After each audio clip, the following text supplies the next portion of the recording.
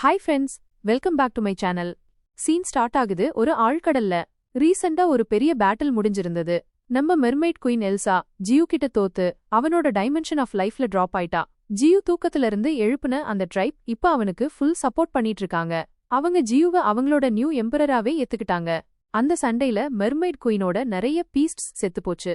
அவங்களோட ஆஷஸ் இப்ப கடல்ல மிதந்துட்டு இருந்துச்சு. ஜியோட சி பீஸ்ட்ஸ் அந்த ஆஷஸ்லாம் கிளீன் பண்ண ஆரம்பிச்சாங்க. மெர்மைட் குயின் எல்சா கிட்ட நிறைய எபிலிட்டிஸ் இருந்தது. ஜியு அதையெல்லாம் இப்ப ஸ்டடி பண்ண ஆரம்பிச்சான். சில விஷயங்கள்ல அவ ரொம்பவே இம்ப்ரெஸ் ஆயிட்டான். மெர்மைட் குயின் எல்சா ஒரு third trans order peak Beast. அவளோட கிரேஸ்ஃபுல் சாங்ஸ் கடலுக்கு அடியில இருக்கிற டீப் கிரீச்சர்ஸ் எல்லாத்தையும் எஃபெக்ட் பண்ணும். அவளோட மெலடி ஆஃப் டெத் வச்சு எந்த கிரீச்சரையும் கொல்ல முடியும். மெர்மைட் குயின் எல்சா கிட்ட மெர்மைட் டியர்னு ஒரு ஸ்கில் இருந்துச்சு. அத வச்சு எந்த கர்ஸையும் நீக்க முடியும். பெரிய காயங்களையும் ஹீல் பண்ண முடியும். அவ அவ்ளோ பவர்ஃபுல். அவளோட ட்ரைடன்ட் வச்சு கடல் கரண்ட் கண்ட்ரோல் பண்ண முடியும். சுனாமிஸ் அண்ட் டைடல் வேவ்ஸ் கூட கிரியேட் பண்ண முடியும். பட் இப்போ என்ன யூஸ்? அதே மெர்மைட் குயின் எல்சா இப்போ ஒரு அன்னோன் பிளேஸ்ல கேப்சர் ஆகிட்டா. அவளோட சீ ட்ரைபோட காண்டாக்ட் பண்ண முடியல. இது என்ன பிளேஸ்?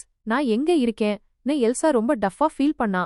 அதே டைம்ல ஜியூ அவனோட சீ ட்ரைப்களை கேதர் பண்ணிட்டு இருந்தான். 4 பக்கமும் போங்க, உங்க காம்ரேட்ஸ கூட்டிட்டு வாங்க.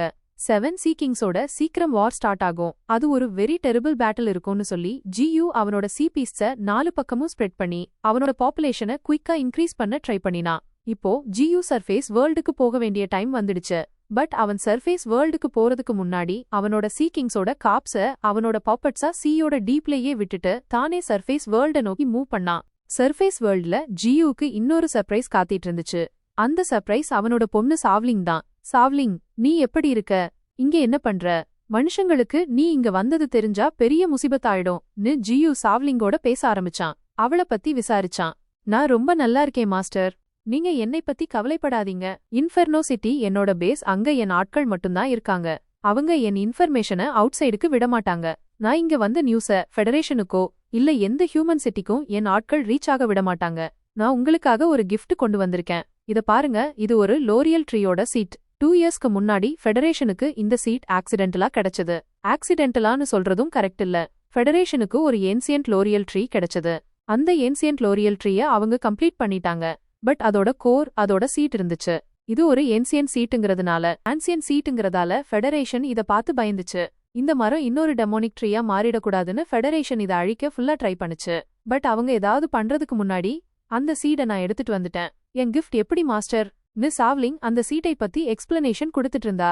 அதே சமயம் ஜியூ அந்த சீடை அனலைஸ் பண்ணிட்டு இருந்தான். அந்த சீட்ல ஸ்பிரிச்சுவல் பவர் ஃபுல்லா இருந்துச்சு. அண்ட் பவர்ஃபுல் ஆகிற பொட்டன்ஷியல் ரொம்பவே அதிகமா இருந்துச்சு. ஜியூ அதை அப்படியே அப்சர்வ் பண்ண விரும்பல. அதை வளர க்ரோ பண்ண ஜியூ சான்ஸ் கொடுக்க விரும்பினான். அதனால அந்த சீடை ஜியூ ஒரு தனியான டைமென்ஷன்ல வச்சான். இப்போதைக்கு அவன் சாவ்லிங்கோட பேச ஆரம்பிச்சான். மாஸ்டர், உங்க தேர்ட் ஐ எப்ப இருந்து வந்துச்சு? இது ஒரு ஹெவன்லி ஐ மாதிரி இருக்கு. நீங்க ஒரு ஹெவன்லி ஐ கூட வாங்கிட்டீங்களா? இது உங்களுக்கு சூட் ஆகுதுன்னு சாவ்லிங் ஜியூவோட தேர்ட் ஐய பார்த்து இம்ப்ரெஸ் ஆயிட்டு இருந்தா. அப்ப திடீர்னு ஜியூ வாமிட் பண்ண ஆரம்பிச்சான். ஒரு மரம் வாமிட் பண்ணுன்னு சாவ்லிங் ஒருபோதும் நினைச்சதில்ல. ஒரு மரத்துக்கு வயிறு இருக்கும்னு எவன் நினைச்சிருப்பான்? சவுலிங் இம்மிடியேட்டா அவளோட மாஸ்டரோட ஹெல்த்த பத்தி கேட்க ஆரம்பிச்சா. அதுக்கு ஜியூ தான் சும்மா வாமிட் பண்ணல, அவனோட டைமென்ஷன் ஆஃப் லைஃப்ல ஏதோ ப்ராப்ளம் இருக்குன்னு சொன்னான். சவுலிங், நான் அந்த மெர்மைட் குயினை கிட்னாப் பண்ணி அவள டைமென்ஷன் ஆஃப் லைஃப்ல வச்சிருக்கேன். அங்க அவ என்ன பண்றான்னு தெரியல, அதனாலதான் என் வயிறு கெட்டு போகுது. வா, அவளை பார்க்க போகலாம். இந்த எக்ஸ்கியூஸ்ல நீ ஒரு மெர்மைட் கூட மீட் பண்ணிக்கலான்னு சொல்லி ஜியூ டைமென்ஷன் ஆஃப் லைஃபை ஓபன் பண்ணி சவுலிங்க உள்ளே கூட்டிட்டு போக ஆரம்பிச்சான். டைமென்ஷன் ஆஃப் லைஃப் இப்போ ரொம்ப பெருசா ஆகிடுச்சு. பட் அதுக்குள்ள ஏதோ ஸ்ட்ரேஞ்சா நடந்துட்டு இருந்துச்சு. முழு டைமென்ஷன் ஆஃப் லைஃபும் பேர்ல்ஸால ஃபில் ஆகி இருந்துச்சு. மெர்மைட்ஸ் அழும்போது பேர்ல்ஸ் வெளியே வரும்னு சொல்லுவாங்க. இங்கேயும் அப்படிதான் நடந்துட்டு இருந்துச்சு. ஜியூவும் சவுலிங்கும் பேர்ல்ஸ பிக் பண்ணி அதோட கொஞ்சம் விளையாடவும் ஆரம்பிச்சாங்க. அந்த பேர்ல்ஸ் அவ்வளவு ஷைன் பண்ணிட்டு இருந்ததுனால அவங்களுக்கு எப்படி இன்ட்ரெஸ்ட் இல்லாம இருக்கும்? என்னை விடுங்க, என்னை விடுங்க, பேட் ட்ரீன்னு மெர்மைட் குயின் எல்சா ஷவுட் பண்ண ஆரம்பிச்சா. ஜியூவை பார்த்ததும் ஜியூவும் சவுலிங்கும் மெர்மைட் குயினை மேக் ஃபன் பண்ண ஆரம்பிச்சாங்க. அழுது இவ்வளவு பேர்ல்ஸ் செஞ்சிருக்கான்னு சொல்லி அவளை டீஸ் பண்ண ஆரம்பிச்சாங்க. பட் அப்போ அவங்களுக்கு ஷாக் ஆகிடுச்சு. ஏன்னா மெர்மைட் குயின் ஒரு ஹாரியபிள் விஷயத்த சொன்னா. மெர்மைட் குயின் தான் சுத்தமா அழவே இல்லைன்னு, அண்ட் இந்த பேர்ல்ஸ் எல்லாம் அவளோட பாடியில இருந்து உருவானதுன்னு சொன்னா. அவங்க கொஞ்ச நேரத்துக்கு முன்னாடி பியூட்டிஃபுல்னு சொல்லி ஹக் பண்ணி விளையாடிட்டு இருந்த பேர்ல்ஸ இப்போ தொட யாருமே இல்ல. 30 ஃபிஷ் ஆஃப் த ட்ரெயின். என் கொஸ்டின்ஸுக்கு ஆன்சர் பண்ண. டார்க்னஸ் தேர்ட் ஸ்பிரிச்சுவல் டைடோட வருமா? என் பத்தி, என் ரியல் நேம் பத்தி உனக்கு டார்க்னஸ் சொல்லலையான்னு ஜியூ எல்சா கிட்ட கொஷின் கேட்க ஆரம்பிச்சதும் எல்சா மெர்மைட் குயின் சிரிக்க ஆரம்பிச்சா. ஆமா, நீ கரெக்டா கெஸ் பண்ணிட்ட. என் பத்தி என் மாஸ்டர் டார்க்னஸ் எனக்கு சொல்லல. என் மாஸ்டர் ஆம்னிஷன்ட்.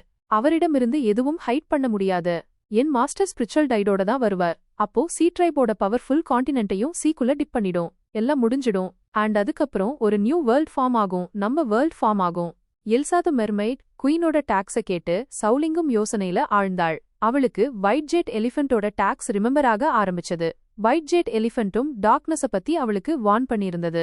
மேபி இப்போ அவளோட மாஸ்டரும் அதே டார்க்னஸோட ஃபைட் பண்ண போறானோ. அண்ட் அவனுக்கு சப்போர்ட் பண்றது ரொம்ப important. GU Elsa the mermaid குயினை question பண்ணிட்டு இருந்தான். பட் இவ்ளோ டைரக்ட் ஆன்சரை எக்ஸ்பெக்ட் பண்ணவே இல்ல. ஓ, நீ எனக்கு இதெல்லாம் சொல்றியா?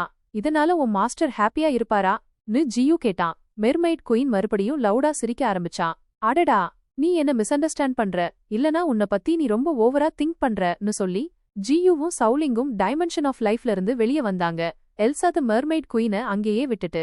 எங்க போறீங்க நீங்க 2 பேரும்? எவ்வளவு காலம் நான் இங்க கேப்சர் ஆகியிருப்பேன். என்ன இங்க கேப்சர் பண்றதுனால உங்களுக்கு எந்த யூஸும் இல்ல. மெர்மைட் குயினோட இப்படிப்பட்ட டாக்ஸ கேட்டு ஜியூ இப்போ ஆங்கிரியாக ஆரம்பிச்சான்.